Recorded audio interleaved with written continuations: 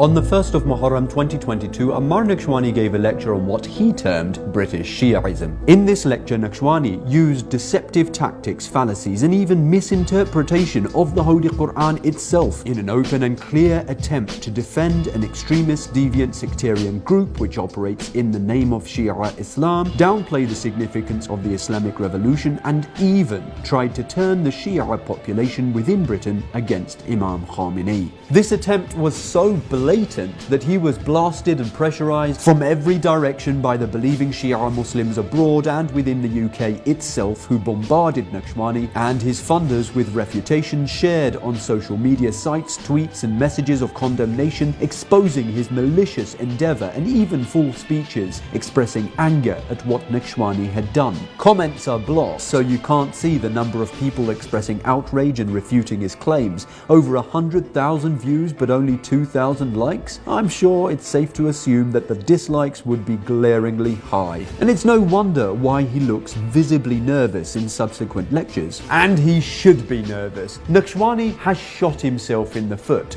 Before this lecture, one may have been able to love both Imam Khomeini and also admire the former efforts of Naqshbandi.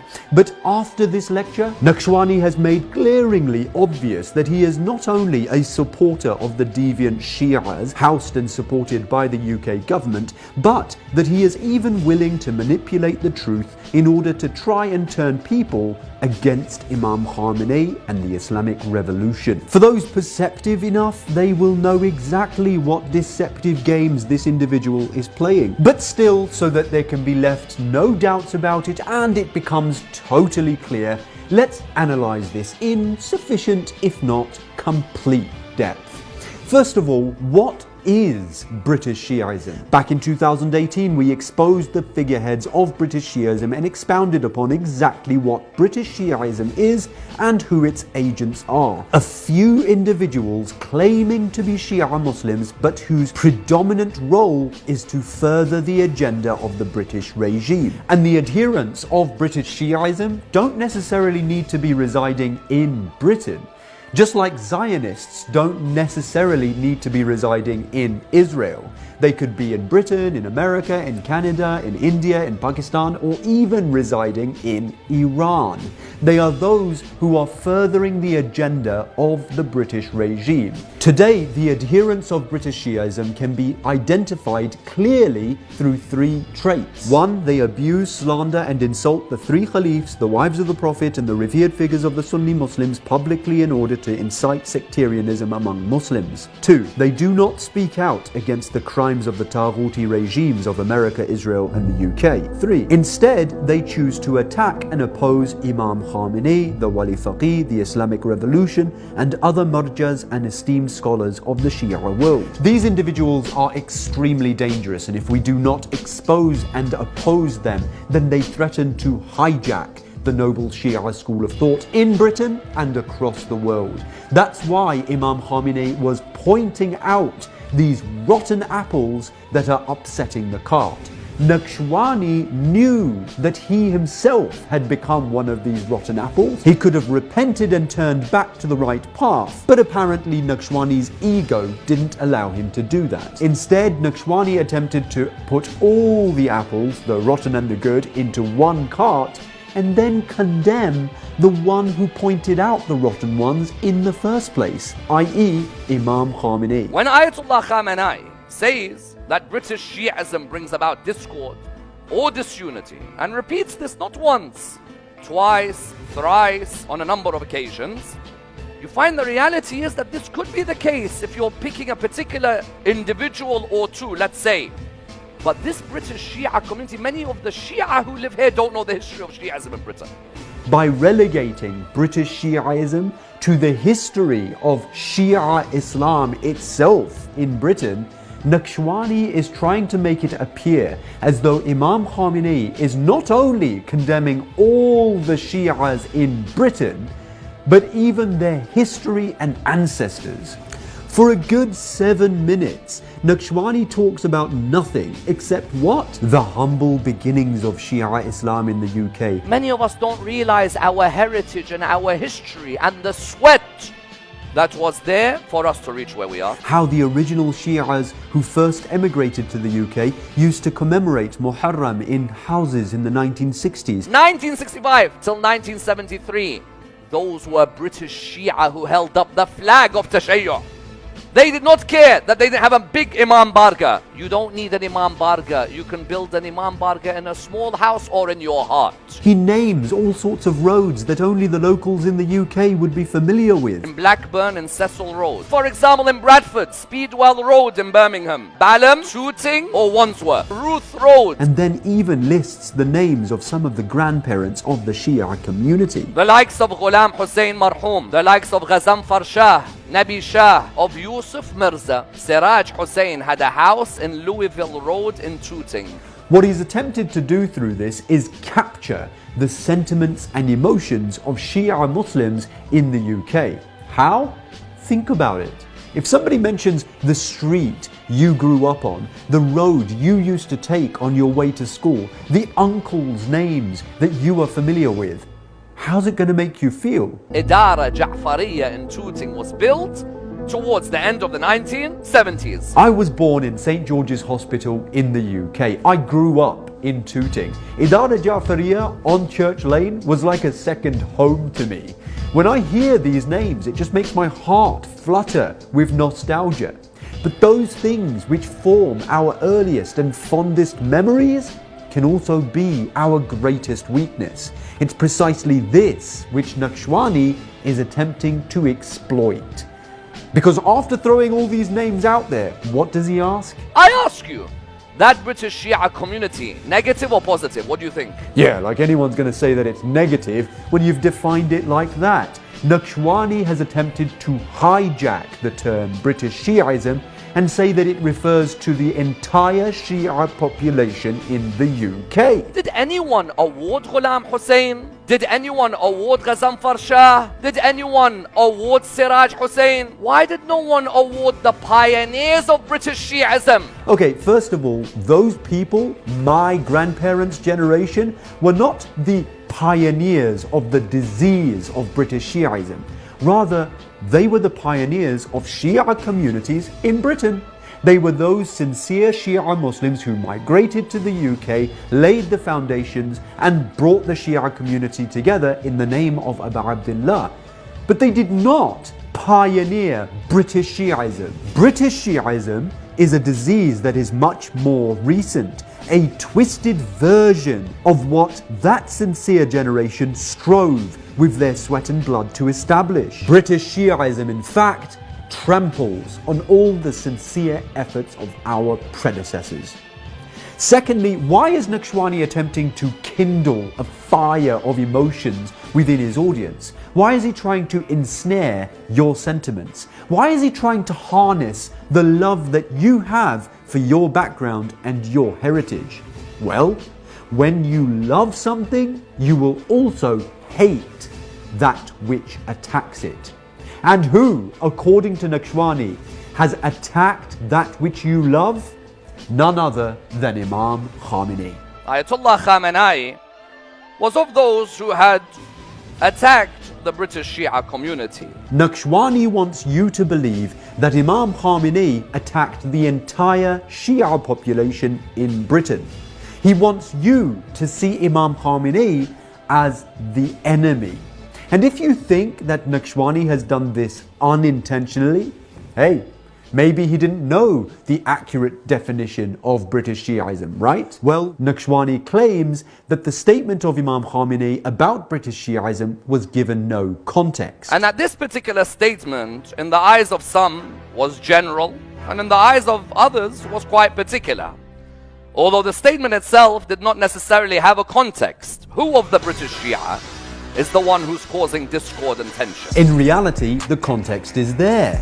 Imam Khamenei very clearly defined that British Shiaism refers to a specific group of individuals that insult and abuse the revered personalities of the Sunnis. He said when addressing British Shiaism, some people feel that in order to prove themselves as Shia, they must resort to insulting and abusing the revered personalities of Sunni Islam and other denominations. But this is unnecessary. It goes against the traditions of our infallible Imams. Just like back when Ayatollah Sistani said, regrettably, it has been noticed that some individuals and some groups are working totally contrary to reconciliation by strengthening the divisions and deepening the sectarian disputes among Muslims. Furthermore, Imam Khamenei stated clearly that British Shiaism refers to certain media outlets, saying, when you bear witness to certain radio and television channels among the Islamic world that are launched with the purpose to insult the great personalities of other denominations under the title of Shia Islam, it becomes clear that Britain's treasury finances them. This is British-made Shia. Now, do you think that Naqshbandi didn't know this? Au contraire. He knew all too well that he himself has become part of those very corrupt media outlets. Why do you think Naqshbandi in this lecture feels the need to defend his working for Imam Hussein TV? If I appear on Imam al-Hussein TV, doesn't mean that I do taqleed of Ayatollah al-Shirazi. You see, Naqshbandi knows fully well that British Shiaism largely refers to these particular Shirazis who own Imam Hussein TV. That's why he feels the need to defend his own affiliation to it. And Imam Khamenei has further elaborated the kind of Shia which works with the MI6 of England and the kind of Sunni which is a mercenary of the CIA of America are neither Shia nor Sunni. Both of them are against Islam. Maybe Naqshbandi never read this statement. But then look at how many times he mentions MI6 and CIA in this lecture. The MI6 and CIA. MI6 CIA. Not MI6 CIA. MI6 CIA. By MI6. By MI6. CIA. This was MI6. Nothing to do with MI6, MI5, CIA, CI4. Now we don't know or care if he's secretly on the payroll of the MI6. We don't know or care if he obediently shows up at the MI6 headquarters or if he gets called on his personal line by British government agents. Heck, he can go have secret meetings with Tony Blair for all we care. What our concern is, and has been from the beginning, is the sectarian narrative that he publicly promotes. This is what harms the Muslim community, and this is what is the main problem and issue. And now this Naqshbandi is deceptively attempting to hijack and distort the term British Shiaism in order to turn the Muslim Shia community against Imam Khamenei. But if you still think that Naqshbandi genuinely didn't know, if you still think that Naqshbandi's inaccurate definition of British Shiaism was just an honest mistake, okay, then is Naqshbandi going to publicly apologize for this tremendous blunder he has made? Is Naqshbandi going to go back and fix the fitna he has spread? Is he going to publicly revoke his statement that Imam Khamenei attacked the Shia community in Britain? Somehow I doubt Naqshbandi's ego will allow him to do that. No, the reality is that Naqshbandi knew very well that British Shiaism refers to a small group of individuals and not the entire Shia population in the UK. He knew this and he chose to manipulate the truth in order to deceive you. Otherwise, why do you think Naqshbandi spends a large portion of this lecture defending the deviant Shirazis who are already established and proven figureheads of British Shiaism? How does he defend them? Using the same strategy.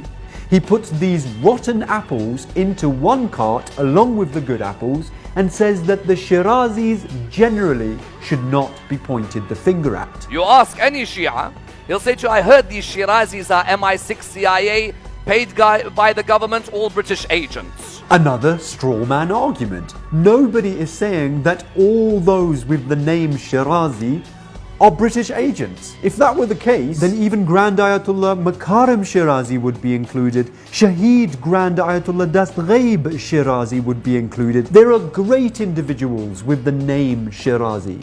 What a shame that Ayatollah Mirza Shirazi Bozorg was the one to implement the tobacco ban in order to resist against the British Empire.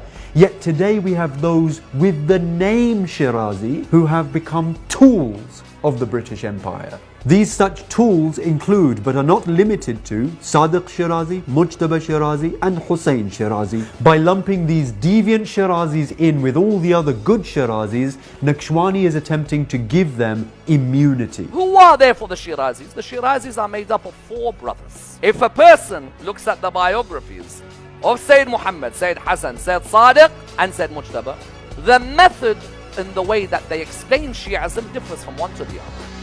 One may be very forthright and even some argue volatile in the way he explains Tabarra, for example. Another may be a lot more withdrawn and diplomatic. Really? وكان أنذل أنواع الملحدين لا شك. اللهم لعن الخامنئي لعنا وبيلا وعذبه عذابا شديدا أليما. محمد تقي بهجت أي كان زنديقا ملحدا كافرا. According to Naqshbandi, this is simply some may argue volatile in the way that they explain Tabarra. Watch how Naqshbandi defends these deviant Shirazis by mixing the truth and the falsehood and leaving out key facts. Ayatollah Muhammad al-Shirazi moved to Iran when the Iranian Revolution happened. At the beginning, on good terms with Ayatollah al-Khomeini. Then the relationship became sour. Okay. Why did the relationship become sour? Firstly, disagreement about Wilayat al-Faqih. Secondly, disagreement about the Iran-Iraq war. Thirdly, disagreement about certain aspects of Azadari. This is where the disagreements are. That's how Naqshbandi presents it. A totally legitimate academic and jurisprudential disagreement between 2 Ayatollahs. And then he says, these differences led to the house arrest of Sayyid Muhammad al-Shirazi. so the way Naqshbandi presents it, who looked like the bad guy? Imam Khomeini. Who looks like the innocent Ayatollah who was punished for his jurisprudential academic disagreements? Muhammad Shirazi. So what's Naqshbandi not telling us? Well, when Iranian men and women were sacrificing their lives to defend their country and Islam against the tyrannical Saddam Hussein, who was being backed by nearly all the major Western powers, Muhammad Shirazi, instead of confronting Saddam Hussein, chose to confront the resistance and Wilayatul Faqih. He started touting his own opinions about Azadari and creating all sorts of mischief. How does Naqshbandi refer to this individual? Ayatollah Muhammad al-Shirazi. Why is he calling him Ayatollah? Because he needs to legitimize him. Why does he need to legitimize him? Because if Muhammad Shirazi is not a legitimate marja, neither is Sadiq Shirazi. Remember he who must not be named? Sadiq Shirazi? We exposed him before. On his website, he describes Sunni Shia unity as a political scam. He's a clear example of British Shiaism, and Naqshbandi is trying to legitimize him. How? After Muhammad Shirazi passed away, his brother Sadiq Shirazi succeeded him. But hang on a minute, was Muhammad Shirazi an Ayatollah himself? According to Naqshbandi, Ayatollah Muhammad al-Shirazi. According to Ayatollah Khoui, however, no. As we said previously, Sadiq Shirazi is a fake marja. The source of his legitimacy is itself illegitimate. So why is Naqshbandi even referring to them as Ayatollah and trying to present this conflict as though it was based on jurisprudential academic disagreements? Naqshbandi, like so many of these hypocritical scholars, like to hide where they really stand behind a facade of neutrality. And then they'll sneakily throw in the name of a particular scholar, exalt some and degrade others, saying things in a very subtle way in order to push for their own sectarian agenda. And they do this in such a way that the common Shia audience doesn't catch on. How does Naqshbandi refer to Shirazi? Ayatollah Muhammad al-Shirazi. How does he refer to Imam Khomeini? Ayatollah al-Khomeini. To the untrained eye, he's being neutral, right?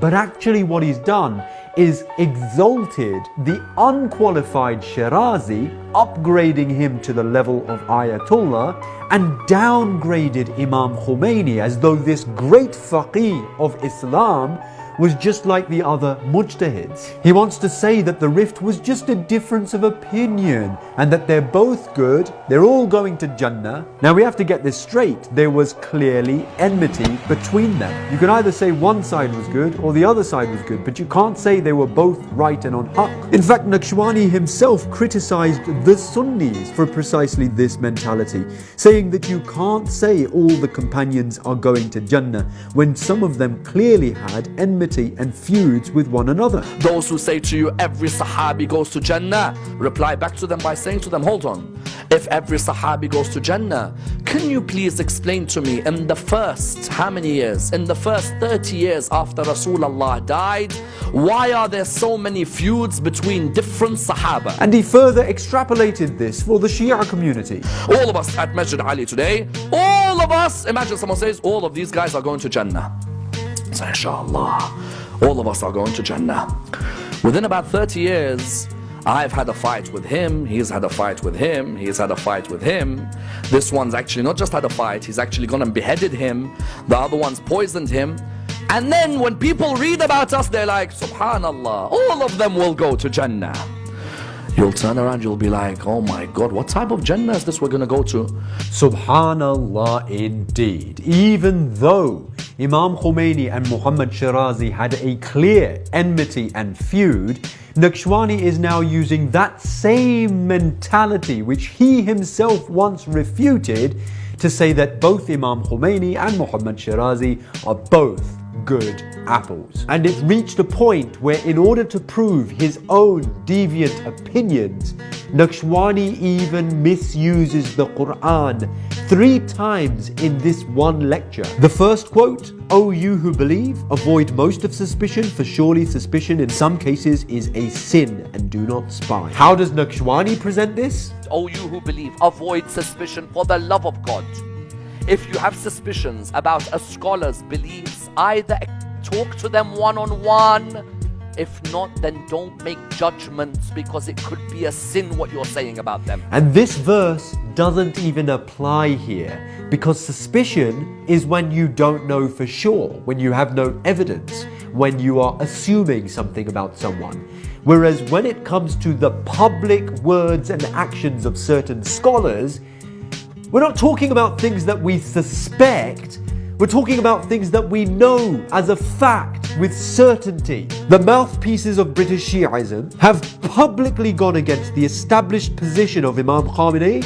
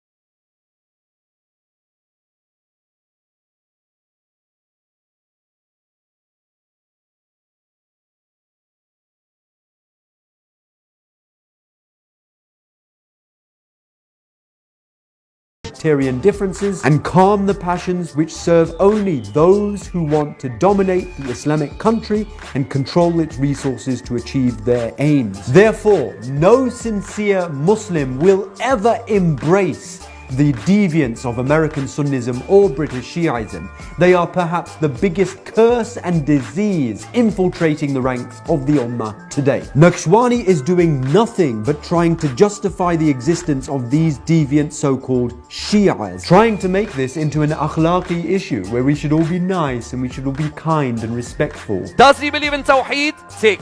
Nubuwwah? Tick. Imamah? Tick. Qiyamah? Tick. After that, whether you agree with his liberal approach to literature or you agree with his extreme approach, do not say that's wrong. Say I differ with it. Really? Recently, a gay marriage took place in a Khoja community. According to Naqshbandi's rhetoric, we should still consider them to be the best of believers and have normal relations with them, despite the fact that they have publicly and proudly trampled over an established principle of Islam. Why? Tawheed, tick. Nubuwwah, tick. Imamah, tick. Qiyamah, tick. In America, there was a so-called Shia masjid where they had a picture on the wall, not of Imam Khomeini or Imam Khamenei, not of Ayatollah Khouei or Ayatollah Sistani, no. The American flag with George W. Bush next to it, a man who has the blood of millions of people on his hands due to the invasion of Iraq. According to Naqshbandi's rhetoric, we shouldn't have any problems with that so-called Shia Islamic Center. Why? Tawheed, tick. Nubuwwah, tick. Imamah, tick. Qiyamah, tick. Well, it's not that simple, I'm sorry to say. Imam Sadiq alayhi salam is saying, there is a group of people who claim that I am their Imam, but by Allah, I am no Imam of theirs. May Allah curse them. I am only the Imam of those who obey me. Yet what is Naqshbandi saying? Anyone that claims to love Imam Hussein, that's the priority, therefore don't have any problems with them. But ultimately, does he love Imam al-Hussein? Yes, he does. If he is a lover of Abu Abdullah, that should come right at the top. Right at the top. I see someone who does taqreed of someone different to me. I ask the question, he loves Abu Abdullah? Yes. You know what? Let's unite me and him on the love of Abu Abdullah. It might sound nice, but actually what Naqshbandi is telling you is to be blind, to not have foresight and basira. He's saying to accept anyone as long as they claim to love Hussein alayhi salam. That's what Naqshbandi is telling you. Imam Baqir, the fifth Imam alayhi salam, on the other hand, is saying that there's types of so-called Shias. One type trick people in our name. One type are like glass which discloses everything that is inside. And one type are like red gold, which the more it is brandished in the fire, the purer it becomes. Naqshbandi is saying accept all Shias. The Ma'soom Imams, on the other hand, are saying don't. Do not fall for their Shia unity rhetoric.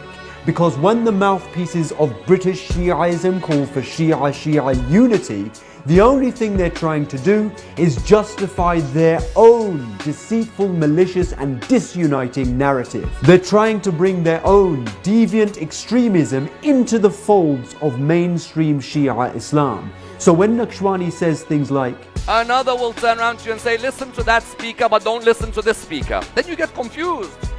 Because you listen, for example, to a scholar speak and you're like, I'm learning from this person, but I've been told that this person is with this side. You should know that he is trying to snatch away your socio-political basira and foresight. Now more than ever before, UK Muslims and Muslims across the world need to be ideologically aware, and they need to be very selective over whose majlis they attend, because the enemies are working very hard through their infiltrators to deviate the communities. In Iran, these rotten apples are placed under house arrest.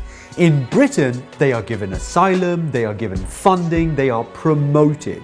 Thus, it is referred to as British Shiaism. And being from the UK, we might not like the term British Shiaism, but the unfortunate reality is that while the majority of Shias in the UK are decent, sincere believers, a number of the Shia elites in that society have deviated. That's the truth. And yes, it is very sad for me, as somebody born and raised in the UK, to see that my community is being misled. My sisters, my brothers, my cousins, my aunties, uncles, the community members, my fellow students at universities and madrasas are all sincere believers. But I'm sorry to break it to you, in the UK, our resident alim, though sincere and dedicated to God, is not having more of an impact on the world than this despicable mouthpiece on YouTube. I'm sorry if you didn't realize it, but none of our Shia madrasa teachers in the UK are having more influence on the world than these sectarian channels of the Shirazi cult. I'm sorry, but while the majority of Shias living in the UK are decent, hard-working lovers of the Ahlul Bayt, the ones having the biggest effect on the socio-political stage of the world are these very touts and groupies of British Shiaism. So when Naqshbandi says, we dissect British Shiaism because this country is virtually becoming the hub of Tashayyu. Not in numbers, but in terms of importance. yes, it is the hub of Tashayyu. Tashayyu Inglisi, i.e. British Shiaism. He's just hoping you won't be able to read between the lines. Always remember this. Every society has both good and bad people, but it's the elites who decide the direction the society will take. If you see that the elites of a society are becoming corrupt, it becomes your duty to stand against them if you care about the destiny of the society at large. But Naqshbandi tries to twist it, presenting the argument that if you have a problem, you should simply get out. For all of us, that those who come here and say that Shiaism in Britain is all Satan, Satan, give back your passport, go back. I cannot believe the ones who live here, their kids go to school here, they go to hospitals here, they work here, they have British passports. Britain shaitan. Go to Iran. Go live in Iran. Firstly, I am in Iran. Secondly, you mean to tell me that the British governmental system, which is a system utterly unashamed of its colonial and genocidal racist history, a system which today spends millions of pounds funding Saudi and Zionist terrorists to murder and starve to death countless men, women and children in Yemen and Palestine, not to mention all the heinous crimes throughout the Muslim world. A system which today is supporting the futile war in Ukraine, while in the UK, the British public are struggling to pay gas bills and many are struggling to make ends meet. A system which inside the UK, blithering idiots are promoted while decent candidates are besmirched by the state-controlled media. A system which today is so thoroughly oppressing the British public, destroying the National Health Service, cutting the pay of hard-working nurses and teachers. A system which is snowballing poverty and homelessness, while the filthy rich are only getting richer, trampling on the rights of the lower class. A system where many of the elite class, despite being proven and established child abusers, and even those connected to the royal family are recognized pedophiles, they walk free, yet it's a system which extradited Julian Assange to the great Satan America for no crime other than trying to awaken the masses to the real tyrannies of the governments. A system which claims to be a democracy, and yet if you dare to speak out against the monarchy or the Queen, you will be persecuted. A system which claims to give its people freedom of thought, and yet it banned Press TV and RT for the crime of presenting an alternative perspective to the mainstream media. This is only the tip of the iceberg of what the British governmental system is. But you're trying to tell me that if a Muslim exercises his God-given right to call it a satanic system, he's the hypocrite and should leave? Mate, if you're too afraid to call out the British government on all the crimes that it does abroad, then at least have the gall to stand up for the British people against the British government. Because to be Muslim means to stand against oppression wherever you are. وَمَا لَكُمْ لَا تُقَاتِلُونَ فِي سَبِيلِ اللَّهِ وَالْمُسْتَضْعَفِينَ مِنَ الرِّجَالِ وَالنِّسَاءِ وَالْوِلْدَانِ. This is our identity. Race, nationality, culture, all of these come second. Islam comes first. But what's bizarre about Naqshbandi, who is himself in reality an Iraqi immigrant to the UK, he seems to be more proud of being British than he is of being a Muslim. We who settled here went to school proudly, worked proudly, educated proudly. Our kids grow up here proudly. Do we have to agree with everything in the society? Certainly not. In this society there's sense and there's nonsense as well. But it doesn't mean that I begin to backstab a society that allowed me to have Majlis al-Hussein. This is the argument of the Pharaoh in the Quran. The Pharaoh said, "Did we not raise you among us as a child and you remained among us for years of your life?" In other words, when Prophet Musa alayhi salam went to confront the oppressive regime of the Pharaoh said, "How dare you backstab me? I raised you. I gave you your food, your shelter, your clothing. I gave you your education, your identity, your culture." Naqshbandi uses the Pharaoh's argument, whereas the example of Musa shows us that even if we are raised under a certain regime, if that regime is oppressive, we should stand against it. And Naqshbandi has again deceptively mixed the two, the society and the system, into one basket. لما تلبسون الحق بالباطل وتكتمون الحق وأنتم تعلمون. He knows all too well that no sincere revolutionary follower of Imam Khamenei would point the finger at the British society and people, but rather at the political system and government. It's the system of Britain which is oppressing the British society and people across the world. By mixing the two, Naqshbandi is actually trying to defend the corrupt and oppressive British system against the people. So tell me, who's the one really backstabbing the society? He claims to follow Ayatollah Sistani. Firstly, for me, I do taqleed of Ayatollah Sistani. Yet go and see how while Ayatollah Sistani was passing statements to unite both Sunni and Shia, raising the Hashd al-Sha'bi, the popular resistance in Iraq to fight back against ISIS, Naqshbandi was busy backstabbing his efforts by saying that all Sunnis are like ISIS, thereby burning the unity between Sunnis and Shias. While Ayatollah Sistani was passing statements of condemnation for the deal of the century and has always supported Palestine, Naqshbandi was busy backstabbing him by announcing falsely that Palestinians are Nasibis who hate the lovers of the Ahlul Bayt. While Ayatollah Sistani said that the efforts of the Ummah must be combined to win back Jerusalem for the sake of Palestine, Naqshbandi was busy backstabbing the entire Ummah by using the holy pulpit of Imam Hussein alayhi salam to spread the Holocaust narrative used by Zionists to justify the existence of the so-called Jewish state. And if you doubt that Naqshbandi is attempting to turn you against Imam Khamenei and against the Islamic Revolution, then note that after discussing the quaint history of Shiaism in Britain, Naqshbandi raises this question. Before the revolution in 1979, the Shia, how were they in Britain? The Shia were the best in Britain. The Shia were the best in Britain. When? Before the Islamic Revolution of 1979. He is clearly insinuating here that if we see that after this point, discord came, disharmony came, if the Shia community in Britain is no longer the best, then it's not because of British Shiaism, it's because of the Islamic Revolution. This is while Naqshbandi knows that in reality, the Islamic Revolution and the blood of the Shuhada breathed life and resuscitated Islam in Iran and across the globe. Even Naqshbandi could not avoid admitting this. How many of the Khawaja community became religious after 79? Ask your parents and they will say to you, before 1979, there were a lot of things they were quite liberal on.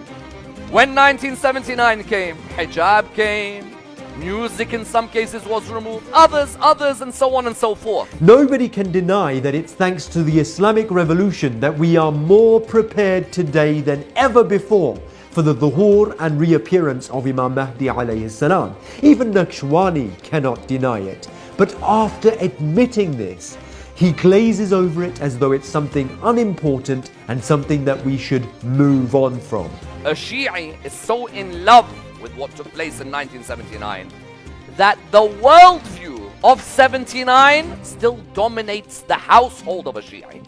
There's no moving on. Move on from what? From defending the rights of the oppressed? Move on from fighting the tyrants and oppressors and Yazids of today? Move on from combating the Zionist and imperialist agenda? Move on from opposing those who have attacked Afghanistan, Iraq, Syria, Yemen and have been conspiring against the world of Islam? Move on from fighting those who destroyed Jannatul Baqi? Move on from establishing Islam in ourselves and in societies across the world? Move on from establishing the wilayah of the deputy of Imam Mahdi alayhi salam? Move on from exposing the hypocrites among Muslims? Move on from what? Islam itself? Move on from 1979. That's what you're proposing, right? How about we move on from the event of Ghadir? How about we move on from the time when Imam Ali alayhi salam's rights were usurped? How about we move on from the usurpation of Fadak? How about we move on from 61 AH when Imam Hussein, the grandson of the Holy Prophet, was massacred in the desert of Karbala? No, you've got it all wrong. This is the lifeline of Tashayyur. This is the lifeline of Islam. These are the decisive events of history that make us what we are today. And the Islamic Revolution is the continuation of that. So why does Naqshbandi attempt to brainwash his audience into trivializing the Islamic Revolution and seeing Imam Khamenei as someone who attacked them? Because the despotic British government and the Zionists know that the strength of Shia Muslims lies in Wilayatul Faqih and Marja'iyah. In order to weaken Shia Islam, they need to cut off Shia Muslims from the centralized leadership of Islam. Thus we see that Naqshbandi is pushing for a pluralistic approach to the leadership. He repeats, in the absence of the 12th Imam, nobody's wrong.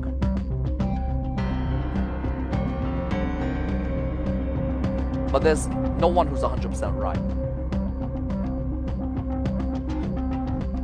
Really? Nobody's wrong? So if somebody says that the Ma'asum Imams are in fact not Ma'asum, they're not wrong? If somebody says that eating babies is halal, that's not wrong? If an Islamic preacher drinks alcohol publicly, you're going to say, oh, it's the era of ghaiba. I can't say that you're wrong, but you're also not 100% right. What? Think about how ridiculous this is, and yet he repeats this notion over and over again in a baffling way. But I can never actually reach a conclusion that that person's 100%. Maybe you're not right. Can't say they're 100% wrong. I will repeat this again. I may not say somebody is right, but they're not 100% wrong. Or they may not be wrong, but they're definitely not 100% right, because only 100% right can be someone chosen by Allah. All he's doing is creating doubts. In the era of ghaiba, do we not have clear-cut principles as per the Quran and Ahlul Bayt to follow? Naqshbandi is only exploiting such doubts that already exist in the minds of youth in order to expand to the wider and more fundamental issues, saying, see, everything is right and nothing is wrong. Through this, Naqshbandi is actually distancing his audience from the reality of Imam Mahdi alayhi salam himself. There is a plurality of thought amongst ulama, not Islam black and white. The days of Islam black and white have gone many years ago. I'm telling you this from now. There is no way a religion who for 1,000 years or more has been under the guidance of fallibles can remain a religion that's purely black and white.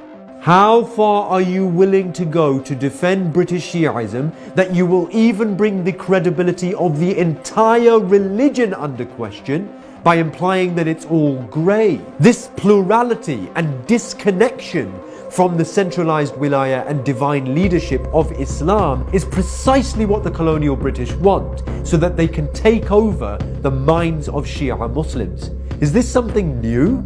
No. Just look at the deviant Baha'i movement. That's 5 to 8 million people who might have been Shia today if only they had been connected to the divine Islamic leadership. Look at the Agha Khanis or Ismailis today who follow a totally secular and un-Islamic deviant way. That's a further 12 to 15 million people who might have been Shia today if they had only been connected to the true Islamic leadership. And yet again, it was the British government that established their corrupted leadership in 1866. It is the British system which is the master at creating deviant sects. And today these such groups have strayed so far from the right path that their beliefs, customs, lifestyle and practices barely even resemble Islam anymore. We must ask, why is Naqshbandi pushing a narrative of being so proud of being British that it supersedes even the most fundamental of Islamic duties? Proudly, proudly, proudly, proudly. Why is he trying to promote Britain as the hub of Shia Islam? Because this country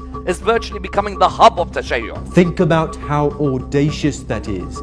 Not Mecca, not Medina, not Najaf, not London, Britain. Instead of focusing on the things which really matter, we focused instead on all the other petty crimes of Naqshbandi. His tattoos, his questionable relationships, his wearing tight clothes on the mimbar, his brand name clothing, his talking explicitly about sexual issues on a public platform, his flirtatious and generally un-Islamic mannerism, his selfies with na-mahram, his hot tub parties, his rudeness, his snapping at his own audience and even at children, his plagiarism, his illogical and at times even unacademic argument, his charging extortionate amounts of cash while people in the community can barely afford rent, his unceremonious auctioning of the sacred dust of Karbala. All these things are shameful, and by no means should any public speaker or scholar of Islam engage in such things. But these are not the red lines. The red lines have been highlighted clearly and irrefutably in this backfire and previous backfires. These are the crimes that actually go against the fundamentals of Shia Islam itself, against the established stances of the Wali Faqih and the Fuqaha, which are 1. Sowing discord and disunity, speaking foul and insulting words against Sunnis and their revered figures. 2. Attempting to dissuade his audience from supporting Palestine. 3. Openly showing support for those particular deviant Shirazis and Yasser Habib's Lady of Heaven British Shiaism project. And now 4. Attempting to turn his audience against the Wali Faqih and telling the Shia in the UK the outrageous lie that Imam Khamenei attacked them. These have been thoroughly proven for everyone to see clearly that this individual is undeniably an adherent of British Shiaism. His crimes are not hidden. He has publicly sinned and caused his audience to go astray. Therefore, if we follow Imam Hussein alayhi salam, then we will do nahi anil munkar, forbidding the evil against him. If the believers forbid the evil, and if they exert enough pressure, and if the organizing committees that invite such speakers play a responsible role, the tide can turn. Say to them, you've gone too far. You can still change and come back, however. You can still repent. Naqshbandi, I know you have a very high opinion of yourself. I know that anything I do spreads quick. But that was crazy. By the way, there could be some people even nodding here. They could have done la'nat on me there, and they're sitting in my majlis now. Hey, come on. Or is it depends on who has the influence to change the masses or open their minds becomes the troublemaker. But remember this, you will never be as famous or as influential as Shaheed Qasim Soleimani, nor will you ever be able to change the masses or open their minds like Sayyid Hashim al-Haydari. You might have some temporary fans, but you will never command as much respect as the Honorable Sheikh Zakzaki. You will never be admired like Sayyid Abdul Malik al-Houthi. And all these such great, sincere and true ulama of our time, and many more, follow, obey, love and would give their life for the Wali al-Faqih, Imam Sayyid Ali Khamenei. And in the words of our dear beloved Sayyid in Lebanon, today we are in the middle of a big battle and our Husseini camp is being besieged by the US and Israel. The Imam of this camp is Imam Khamenei. The center of this camp is the Islamic Republic of Iran.